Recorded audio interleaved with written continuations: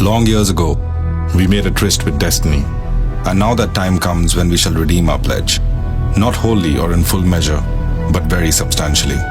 At the stroke of the midnight hour, when the world sleeps, India will awake to life and freedom. 15th August, 1947, midnight. India awakes to a new life of freedom. But 2 centuries of colonial rule had decayed India from within, leaving the country ridden with poverty and hunger. Our founding fathers set out to wipe every tear from every eye. They needed a pole star, that single focal point to make India modern and progressive. Something that captured the uniqueness of the chaotic but eternally hopeful nation. A bright light to illuminate the dark storm lashing the horizon of the future. The 1920s was an uncertain period for the Indian national movement. And then came the Chauri Chaura incident.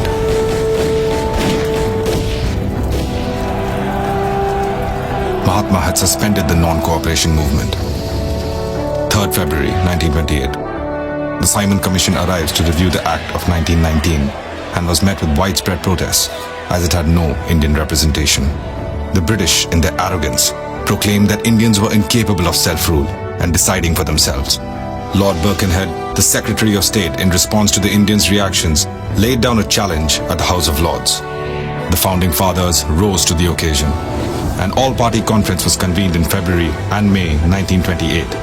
Led by Nehru, the committee drafted the Nehru Report in September 1929, demanding self-government under dominion status within the empire. But Quaid-e-Azam, Muhammad Ali Jinnah, rejected the report, stating that from then on, Hindu and Muslim paths were different. He further countered the report with his infamous 14 points in March 1929. Meanwhile, the annual session of the INC was held in Lahore in 1929 under the presidency of Jawaharlal Nehru. They voted for the historic resolution of complete independence and declared the last Sunday of January 1930 as Independence Day. The resolution gave the British Parliament the ultimatum that if they accepted the report by 31st December 1929, Congress would adopt it as it is. If not, they would insist on complete independence. December 31st, 1929, the INC stalwarts gather around the river Ravi. The British have paid no heed to the ultimatum, and thus the Swaraj flag is proudly unfurled. The freedom fighters were prepared for the fight. It was an event so monumental, it would change the course of history itself. Elections were held in 1937. INC came into power and formed ministries in almost all provinces. For the first time under British rule, Indians could become directly associated with the government. The dream of Indians holding the power of the government and serving the masses had become a reality. But the cheer didn't last long. World War II was initiated. Congress ministries resigned in 1939, protesting Lindadgo's decision to involve India in the war without consulting the Indians. Multiple attempts of involving India in World War II failed. With its end, the decline of the British Empire became inevitable.